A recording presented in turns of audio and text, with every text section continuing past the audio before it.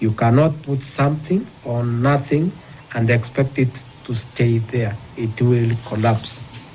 Article 2, Sub-Article 4 of our Constitution is not only the hope, but also the promise of our Constitution that we must abide by the constitutional dictates, for any act or omission in contravention of the Constitution is invalid.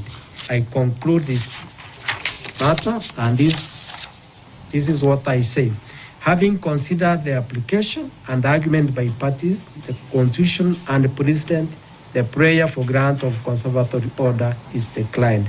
However, in view of the issues raised in this petition, which also appear to relate to those in petition E522 which has been certified for purpose of appointing a bench of an even number of judges to hear, I certify this petition as raising substantial questions of law and of public interest in terms of Article 165, Sub-Article 4 of the Constitution.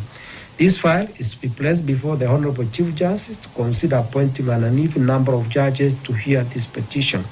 Given the close proximity of the issues in this petition and those in petition E522, the Honorable Chief Justice may consider whether this petition may be heard by the same bench appointed to hear petition E522.